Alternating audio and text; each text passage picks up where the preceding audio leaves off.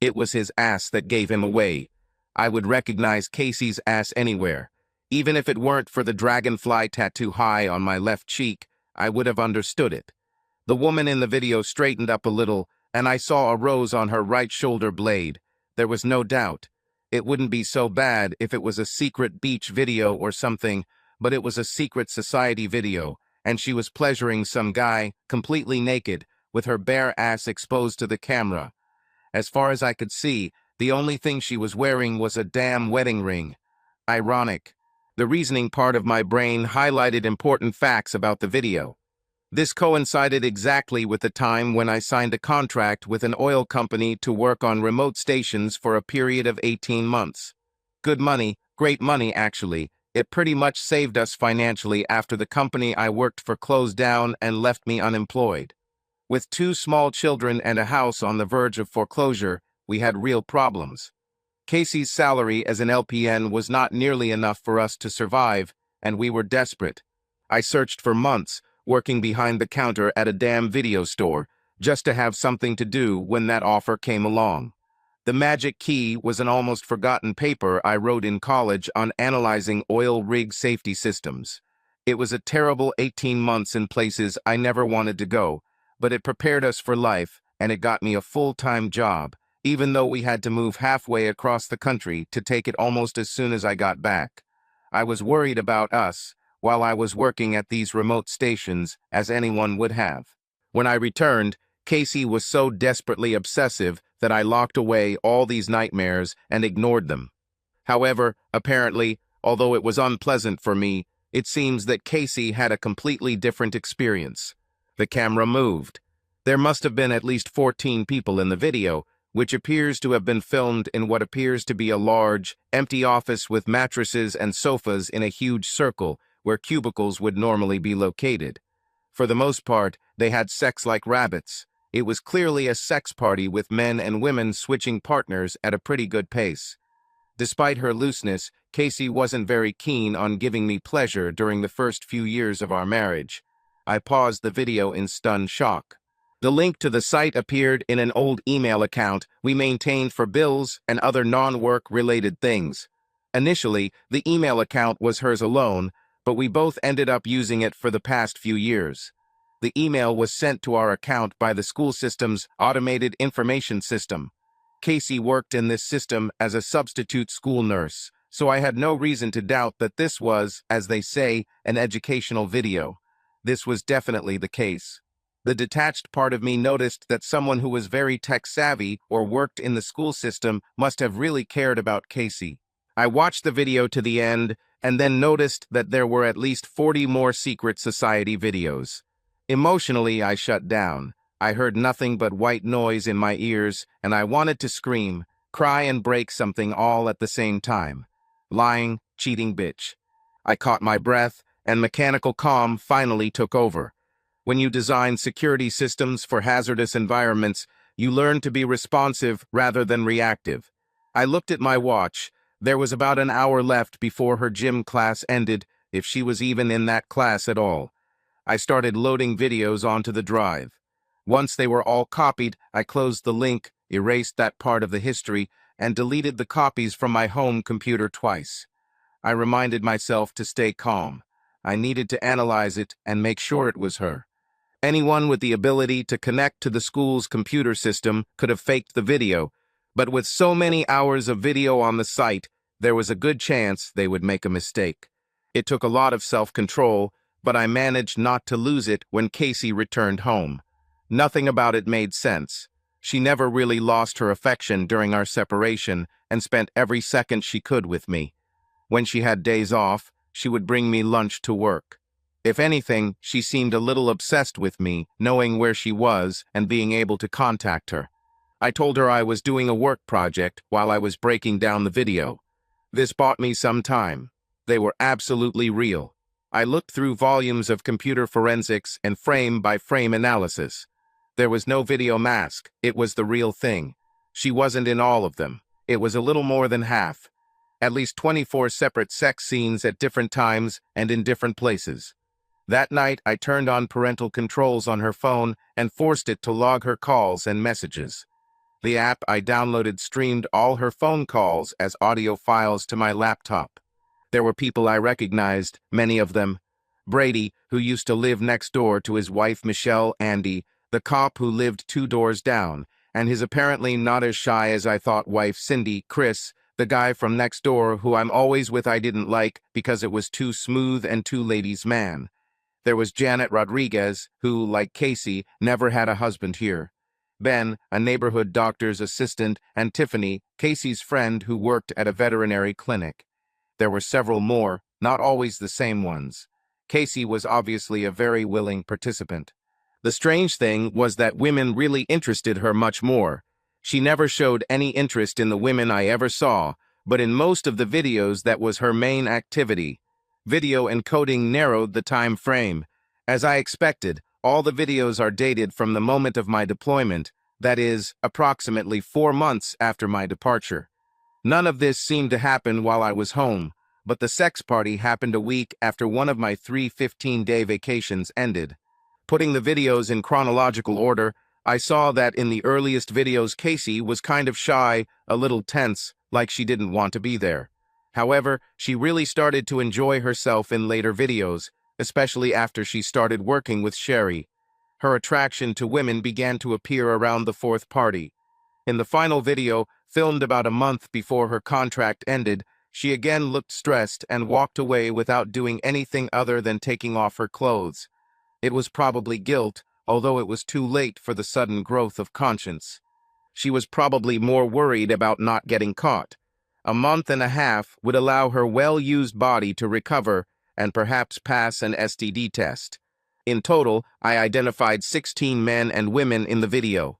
Neighbors, co-workers, parents of our children's friends, several of our children's elementary school teachers. I realized that Michelle, Brady's wife, had always been the camera operator. It seemed that her special perversion was observation. I would have spent more time analyzing and perhaps postponing the inevitable collision. I never even suspected anything like this, and it was very difficult for me to reconcile it with Casey, whom I knew so well. The most important thing I needed to know was why this letter appeared in the first place. This was not an accident and did not seem like some strange joke. Whoever posted this clearly had a reason for it, and I doubted it was a reason I would like. Another letter appeared just 2 days later, again to the same email address. It had the same link and another email that was technically difficult to hack, from the gym she went to. I was just lucky to be the first one that day. I could see the message and the now familiar link in the viewport. Whoever it was, he pushed events towards a result. I closed the viewing window and set up my cell phone on the camera charger, which streamed audio and video to my laptop upstairs via my home Wi-Fi network. "Hey, Casey, did you pay for your gym membership this month?" She came up. "I think so, why?" "I don't know, it's probably an advertisement. You have some kind of message from them marked urgent." "Really? It's weird, they don't usually send anything." "Yes, that's what I thought." I kissed her forehead. "I have a project to work on. I need to write a review. It will take about an hour." She nodded. "Is spaghetti okay?" "It will work." I headed up the stairs. Once I was there, I turned on the cell phone camera feed. Casey walked over to the computer without haste. She clicked the link nonchalantly, but gasped in shock at the first frame of the video. She looked around in a panic and checked the hallway, then quickly watched the rest of the videos. She copied the link onto a piece of paper, then deleted the email. I watched as she checked the stairs, then, trembling, pulled out an old address book and started texting on her phone. I quickly opened my text message log. "Casey, it's Casey. You said the videos from the party were destroyed. Unknown. What the? They are destroyed. I burned the tapes a long time ago." "Casey, they're everywhere on the internet." After a long pause, while Casey sent the link, the answer came. "Unknown. Damn, who had them?" "Casey, I don't know. If Carl found them, he will divorce me. If he don't kill me. Unknown. I thought you said you had an open marriage." "Casey, not really." "Unknown. So you were, like, in an open marriage, but you didn't tell Carl that it was open. How is Ben and his wife? Crap. It was terrible. Casey, I'm not going to explain it now. Unknown, it was a long time ago. Maybe you can tell him that this happened before your marriage. Casey, we got married right after school, except to explain you or Tiff or Brady, he knew many others too. In the video, I saw that Casey was trying not to cry while sending the messages. Casey, this will destroy my life. They sent me a link to email. She was right. I was not in the mood to forgive, but I wanted to know who was doing this to her. Call it curiosity, or maybe an excuse to put off the inevitable. As bad as it was, there was a high chance that whoever did this had a plan to make it worse.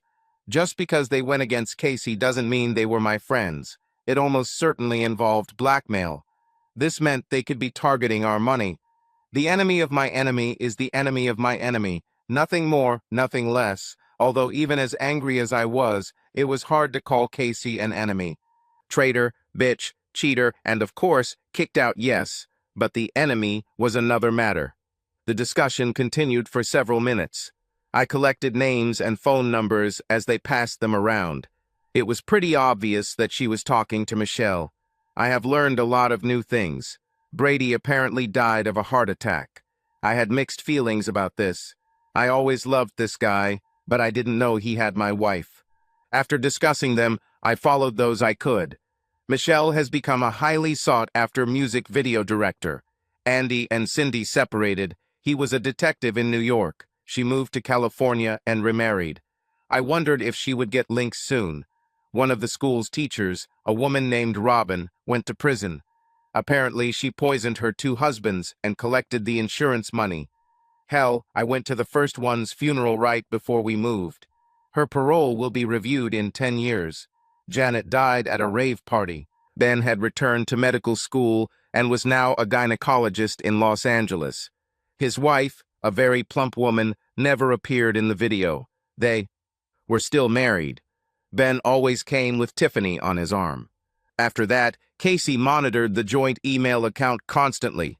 She seemed fragile and winced every time I did something on the computer. I didn't worry about missing anything because I had my account set up to forward me a copy of everything it received. I also placed sticker cameras throughout the house. 2 days later, Michelle sent Casey a message. Michelle, Cindy just called me. She's hysterical. Someone sent her a link too. Casey, at least it's not just me. Did they say something? Michelle, no. Link only. Casey, why not you? Michelle, I don't know. I'm not dating anyone, so maybe there's nothing to ask for. There is nothing to blackmail with. Casey, I can't pay anything. Carl finds out. We only have joint accounts. Michelle, I don't want to make it worse, but what if they don't want the money? Casey, what do you mean? Michelle, I don't know. Just think. Casey, about what? Michelle, what if they want revenge or something like that? Casey, who? Michelle, Janet's husband, Ben's wife, your husband. Don't know. Somebody. Casey watched me like a hawk over the next few weeks, and I tried not to give her anything to worry about. I wanted to find out who was doing it and what they wanted before complicating things with more drama. I was just checking the logs and maintaining visibility. The stress made her physically ill. She had almost constant headaches, vomited many times, and lost several pounds. I showed appropriate concern. It was all part of the game at first, but I started to get genuinely concerned when I noticed that her jeans weren't holding up without a belt. It was really weird to be so mad at her, but worry about her at the same time. Her illness, however, did make one thing easier for me. She would probably wonder why we weren't having sex if she weren't so sick. Michelle contacted her occasionally. 2 more women received citations, Tiffany and Tanya Logan, our son's former music instructor.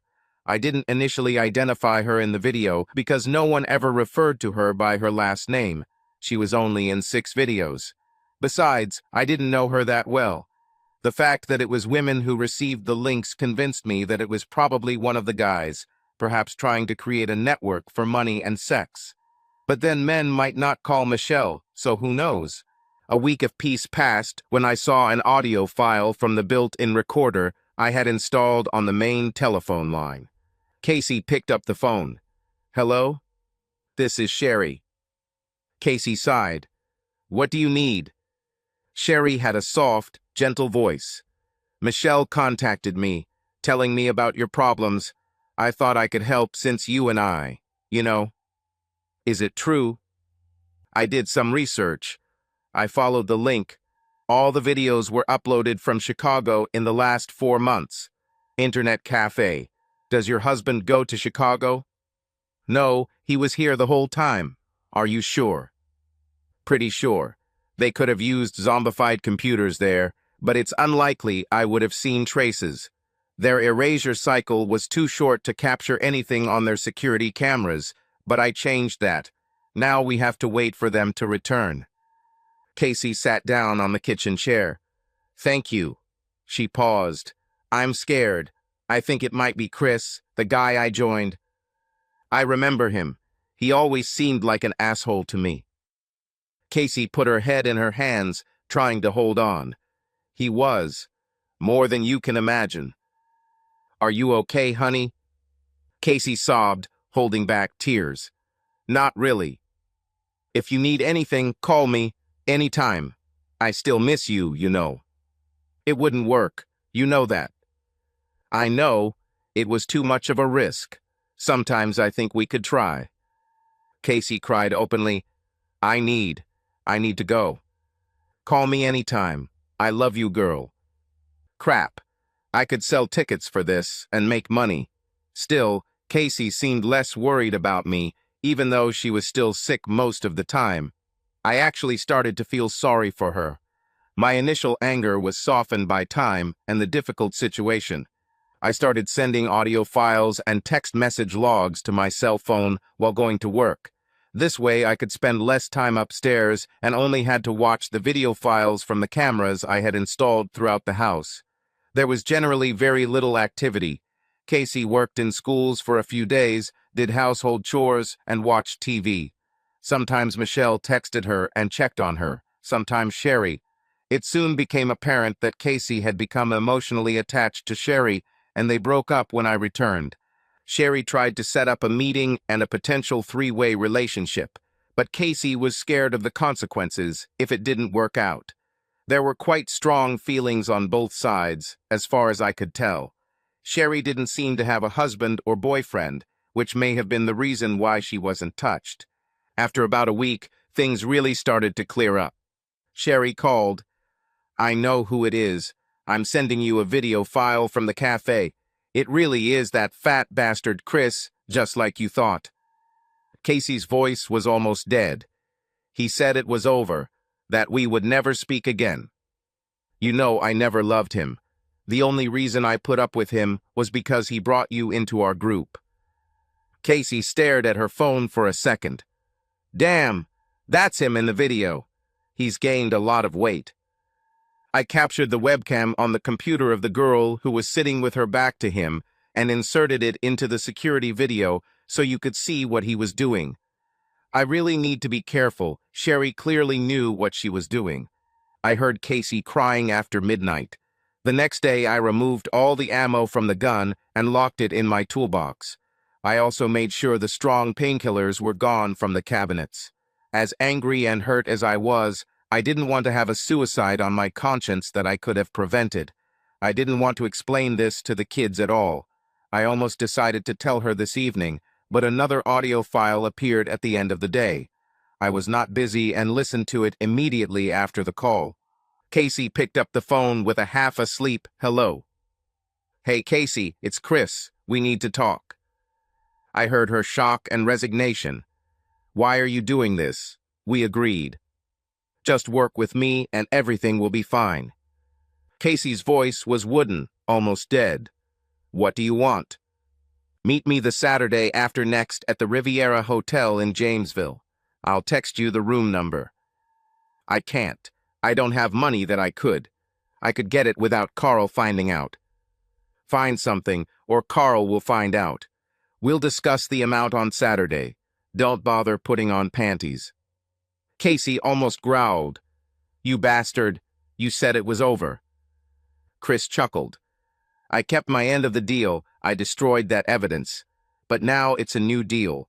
You play by my rules and everything will be fine. This time I'm not risking jail as an accessory after the fact. Bastard. I will explain this, he will understand. Of course he will. One look at this sex video and it's over.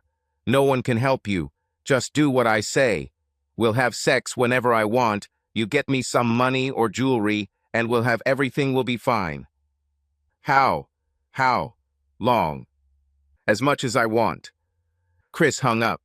I was almost ready to throw Casey out on the street, but it sounded like she got into this situation out of blackmail in the first place. He simply extended her term. I immediately called home, making up the excuse that I needed to talk about dinner. I told Casey I wanted to go to a steakhouse. This dinner seemed to bring her out of her state of apathy a little. I just didn't want her to do anything rash. She was pale and sick, but she perked up a little. I managed to make her fall asleep with her head on my shoulder. The next day she looked a little better, so I went to work. As soon as I got there, I picked up the phone and dialed Sherry's number. She answered. Hello? Sherry, this is Carl, Casey's husband. We need to talk. About what? Look, I know about your little sex club and the blackmail that's going on. I know about Chris.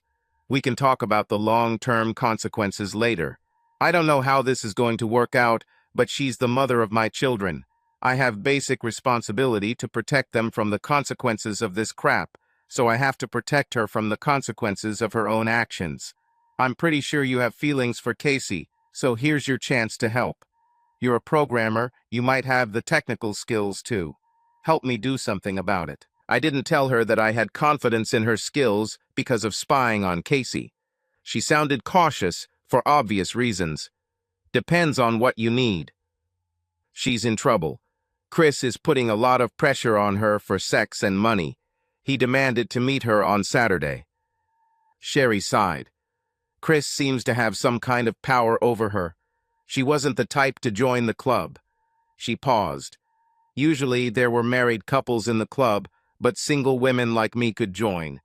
The rule was that if a man wanted to join, he had to have a female partner. Otherwise it would turn into a sausage party. She told everyone that you had an open marriage until you came back. You can see from the video that she's become like this, but I think you're right. She said something about a deal. It sounded like some kind of blackmail. If she was wrong, and he was blackmailing her then it's okay. She should have trusted me and told me what was going on. We could have worked something out, but this is crap. God. Not very forgiving, huh? There was a strange sadness in her voice, not condemnation. Try watching hours and hours of video of your supposedly faithful wife sleeping in most of the city without you even knowing it, and see how you feel. She said nothing, understanding, no doubt, that I knew she was part of this big part of town. I continued, she doesn't know that I know, and I think if I tell her, it'll be too much. I don't like the way she sounds, like she's about to give up. Just call her. Find something about Chris and call her about it. Try to stop her from doing something even stupider, to be precise. I could almost hear Sherry relaxing. I will talk to her. I have a question. Why the hell did you all let someone take videos of your parties? That doesn't seem very smart. 15 years ago, the internet wasn't what it is now. No one saw it developing like this. Everyone thought it was a good idea to have insurance records to show that everything was consensual and everyone was of age because there was a problem in one of the sex clubs in the area. The tapes should have been destroyed years ago. Obviously, that didn't happen. I trusted whoever had to do it. Everyone did. Michelle? She paused for a few seconds, so I continued. I've watched about 30 hours of video, so I know quite a lot. So you'll end things with her? Probably. Almost certainly. But I'll deal with it after I resolve this issue with the bastard. Are you saying you love her? I love it. Then we will decide it. She sighed. I'm flying. Tomorrow. Meet me at the Sunrise Inn in Iverson. What time do you get off work? at 4:30. Meet me at 5 and don't do anything stupid. You too. Sherry Casey's call was well planned and thought out. She told Casey that she had received some information about Chris and that she might be able to put pressure on him. Sherry advised her to stay home and let her try to change Chris's mind. Casey seemed much calmer when I got home, and we had a fairly quiet evening. She even smiled, albeit slightly, while we were at dinner. The next day after work, I went straight to the room Sherry sent me. A thin, attractive black woman opened the door, stepped back, and looked at me critically. Enter. I walked in slowly and raised my hands so she could see that I was unarmed. She wasn't. The small machine gun was pointed at me in her right hand. I carefully lifted my shirt and turned around so she could see I didn't have a weapon. I walked over to the chair by the bed and sat down.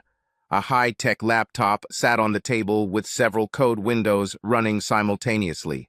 I leaned back. So.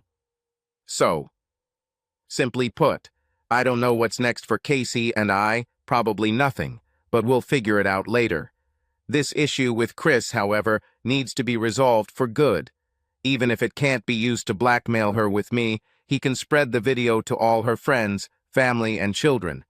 Also, there are other people involved in this. Some of them probably don't deserve the consequences of this. She looked at me thoughtfully. You kick her out, I'll take her in. I shrugged. We'll figure it out. I'm not sure how I feel about her. I keep telling myself that it doesn't matter how it started, but I think it might be important. I really don't want her to kill herself. It'll seriously mess up the kids' life. I don't want her to make more mistakes with Chris, especially if those mistakes involve getting money for him. Do you have a plan? Kind of, but we have to trust each other or it won't work.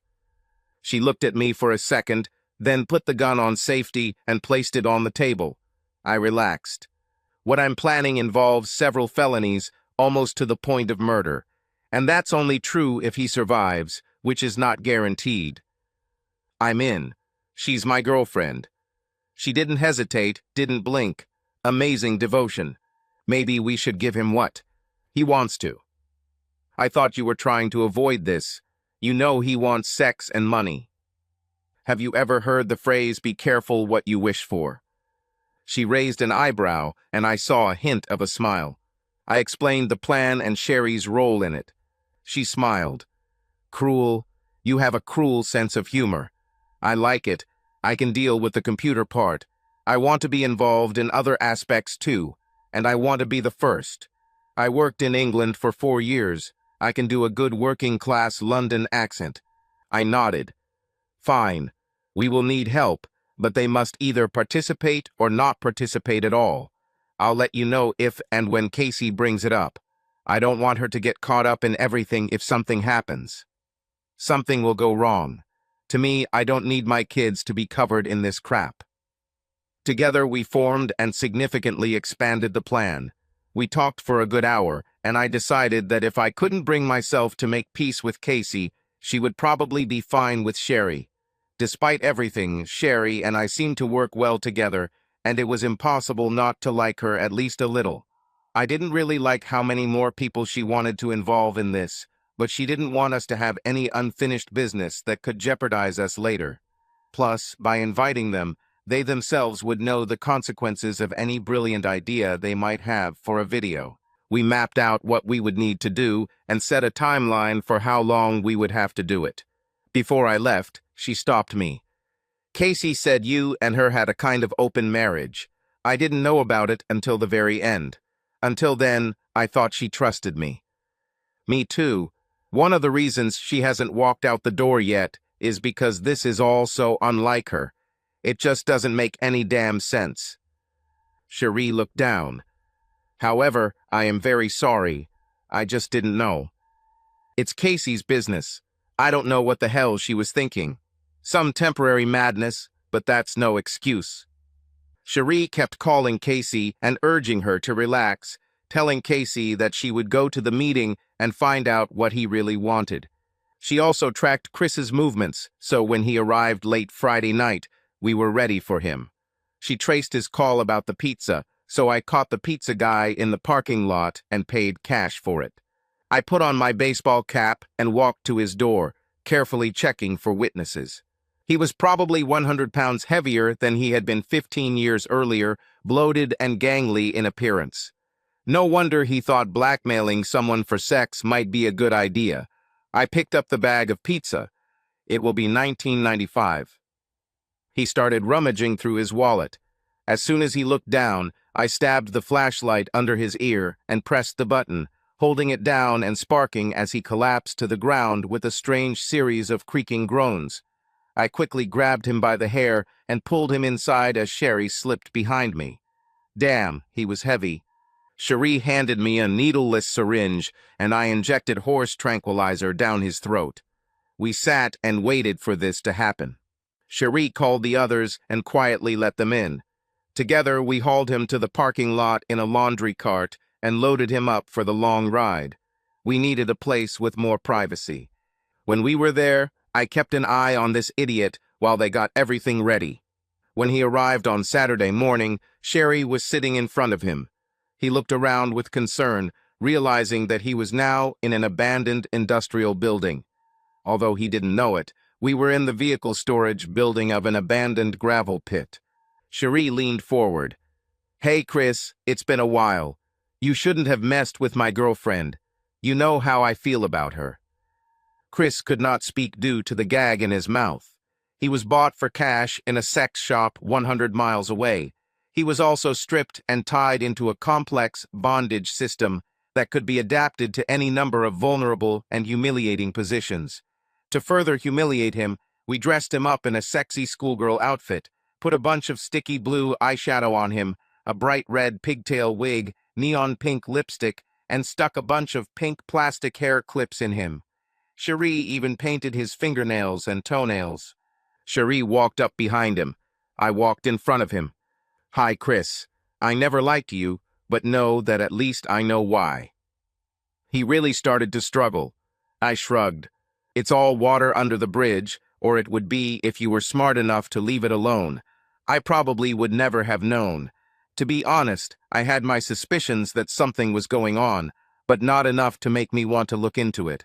If I found out, I might divorce her, I might not, but I almost certainly wouldn't think about you. But now you had to go and poke a hornet's nest with a stick. Now you have my complete and undivided attention." I unfastened the gag for a minute and left it hanging while I stuffed a piece of turkey into his mouth and injected a mixture of tequila and stimulant down his throat.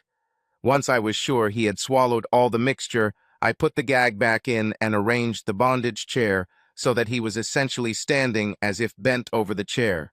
Cherie unzipped her gym bag and began to undress. I looked at her.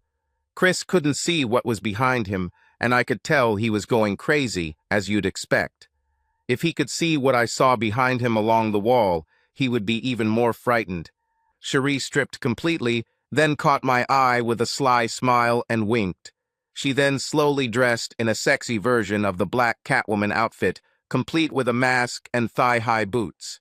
When she handed me a high-end video camera, he saw her hand in a black glove, which made him struggle very hard for a minute. I checked the camera and stood slightly to the side of him and in front.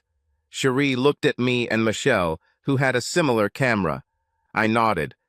"Whenever you're ready," I started recording. She walked around him with exaggerated importance. "Ooh, look, let our bitch out today." Her accent was almost perfect, at least as far as I could tell. "You paid a lot of money for this, so let me start off right." She walked right up to him, put her left heel on his shoulder, and began to urinate on him. I zoomed in to catch the details. She looked away and stood silently for a second, then tore off her mask and looked at me with eyes filled with tears. I just hate that he did that to Casey. I caught her hand before she lowered the crop again and then put my arm around her shoulder. "Relax, stick to the plan. This will make him even more unhappy for a long time." She snuggled close to me for a minute and then put the mask back on. "I can do it." She continued to mock him. We dressed him up in his Sailor Moon costume, complete with a blonde wig with blue hair bows, and then put him back in place. We laid out a green outdoor rug, installed a sky blue backdrop, and added little flowers. Cherie quietly stepped back as another figure separated from the wall. A very short woman, not fat, but a little stocky, came up wearing some kind of teddy bear costume and carrying a small wicker picnic basket. The outfit consisted of fur boots and gloves, a sort of open-cup fur corset, a pink bow tie, and a smiling teddy bear headdress. Tiffany adjusted her bow ties, then walked up to Chris's front, lifted her mask for a moment to show him her face, then lowered it and signaled for us to start recording. A high-pitched, squeaky voice began, "Hey, little bitch. Welcome to the teddy bear picnic." The next half hour was one of the most surreal events I have ever seen. In contrast to Cherie's barely contained rage and aggressive humiliation, Tiffany maintained a sickeningly sweet chatter, sang cutesy but perverted songs, told sweet but erotic stories, and sang a whole series of absolutely obscene nursery rhymes. All this time she continued to insult him. When the video was finished, Red Catwoman took off her mask and looked at me with eyes full of tears. Casey clearly didn't know what to say. Sherry finally told her everything the day before Chris arrived. She claimed that Casey needed this to make sure that Chris would no longer have power over her after this. I had no idea what to say to her, and the whole process left me kind of in a daze, so I just turned to Sherry and said we needed to clean everything up. We rinsed Chris off and sat him down in a chair. We burned all the outfits and toys in a metal 55-gallon barrel that I bought specifically for this purpose. They all spoke quietly to Casey and Sherry in the corner before leaving. Before Tiffany, Cindy, and Tanya left, I noticed several concerned looks in my direction. Michelle took the camera footage and spent several hours editing and enhancing the video, cutting, mixing, and adding sound effects and music. She added pre-recorded subway announcements and the sounds of periodic subway rumblings to the restroom video. She seemed to have fun adding cartoon sound effects and silly music to the weird Bear Cubs picnic video.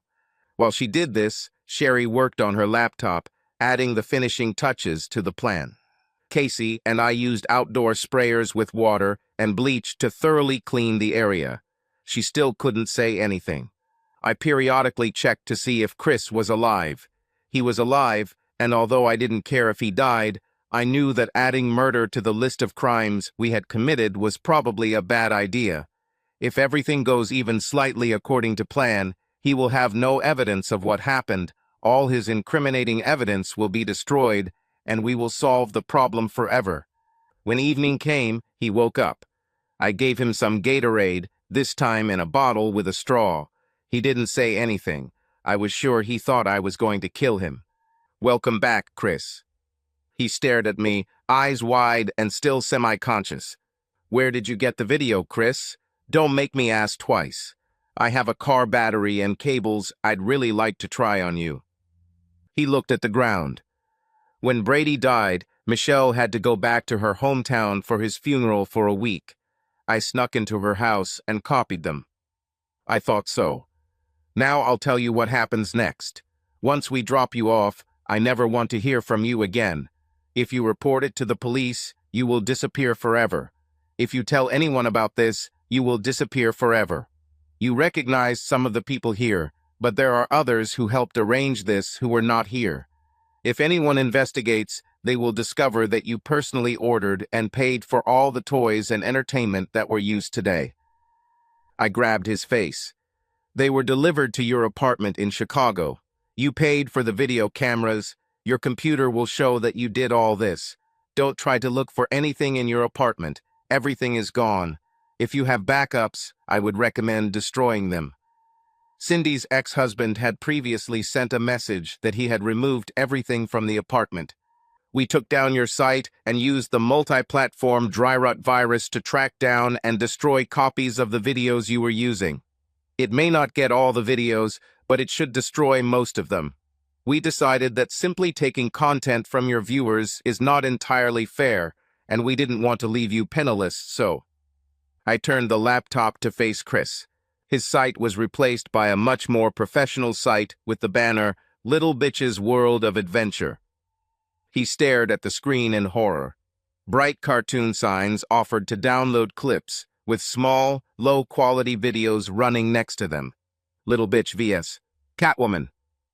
The Adventures of a Little Bitch in the Outhouse. Little Bitch's Cubs Picnic. Catwoman and Evil Cat teach the Little Bitch a lesson. Even worse, the visitor counter was growing like the world population counter, and the main download indicator was working almost to the limit. Chris turned green and immediately threw up the Gatorade. Look on the bright side, Chris. You kind of got what you wanted. Looks like you're making good money from your site, and you've had sex with all the women you tried to blackmail. Maybe not in the way you expected, but sex is still sex, right? I bought a van that we borrowed from a repair shop that was temporarily closed due to the owner being incarcerated for domestic violence. I have already put fake branding and other license plates on the van. As we finished loading him into the van, Casey finally spoke to me. Where are we taking this piece of crap? Finally, I smiled.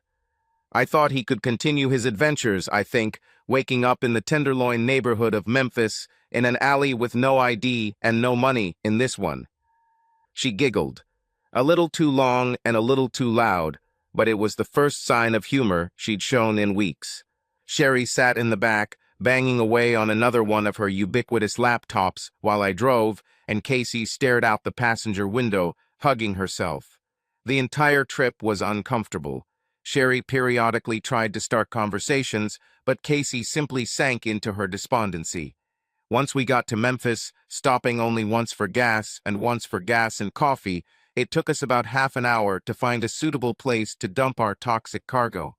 Casey asked how I chose it. Actually, Sherry analyzed areas based on homosexual sex trafficking, lack of cameras, gang activity, and high rates of STDs. That led us here. After we found a suitable abandoned alley and dumped it, Casey shuddered. I guess I should be grateful. It's not me in that nightie. There was something fragile and thoughtful in her tone. She wasn't sure she wouldn't be next in line for something like this. I decided it was best to say something before she had thoughts of a one-way trip on a cargo ship to a brothel in the Congo, which would send her into complete panic. You are the mother of our children, and even if they are already adults, when the grandchildren are born, they will need a grandmother. I'm not sure where we go from here, but this was not revenge. This was a solution to the current problem. Not that I didn't enjoy it. I saw her face light up with relief. About 2 hours after leaving Memphis, Casey spoke. Can we talk? All three of us. I want to tell you what happened. That's it. I don't need everything. I have enough video for that. My voice sounded a little calmer than I expected. I'm not talking about that. I'm talking about how it all started. Why did it started? Chris's remark about complicity after the fact suddenly came to mind. Maybe I really need to know. We'll talk at home. She shrank into herself, but nodded. When we got home and settled in, we sat in the living room, looking at each other. I nodded to Casey. Your turn. She stared at her feet and took a deep breath. Chris had evidence that I killed a man. This caught my attention and Sherry sat up straight. What? I went to Tiffany's sister's bachelorette party. I drank a little, but I watched what I was doing and didn't get drunk. I only had one pina colada. She looked down at her feet. From what I realized later, the dancers had an agreement with the bartender. They put something in our drinks to make everyone lose their minds. They did it often enough that they knew what they were doing. I think with the brakes off and the already sexual atmosphere, the dancers usually got their share. The girls at the bachelorette party never told anyone how out of control everything got, so they got away with it all the time. I looked at her. How did this lead to murder? Not murder. I looked up what it's called. It would be enhanced traffic violation with fatal outcome, but the punishment is almost the same. I tried to leave early, I felt sick, a little dizzy, and the music was too loud. I didn't know I was drugged. I thought I had the flu or something. One of the dancers followed me to the minivan and tried to get into the back of it. I was too drugged from what they put in my drinks to even. I know he was there. I ran over him, and then I ran over him again when I was leaving. I don't even remember how it happened or how I got home. God. Sherry looked just as terrible as I did. Chris worked as a part-time security guard at the club. He came to me a few days later with the camera footage. He said he told the police that someone broke in and stole the footage. If I didn't agree to his terms, he would allegedly find it somewhere in the club. No one would have believed that I wasn't drunk driving, stumbling around the minivan like I did.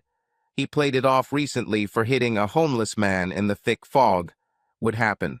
If I resisted, I would have been locked up for 20 years, and you would have spent all our money trying to save me. Even if I begged you not to do it, you would still spend every penny for me. I couldn't afford it. This for you and the children. It was true, and I knew it.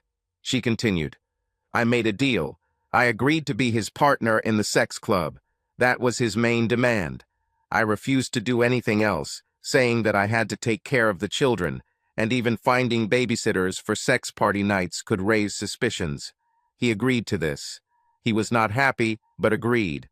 He made it clear that if he even thought that I told anyone, he would hand me over to the police. I didn't understand that I was drugged with something almost a year later. What he said, and by then it was too late. He said he would let me go when you returned, and he did until now. You don't look very distressed in a lot of the videos. Even as I said this, I couldn't help but remember her lost look in the earliest ones. At first I tried to, well, stay away from everything as much as I could.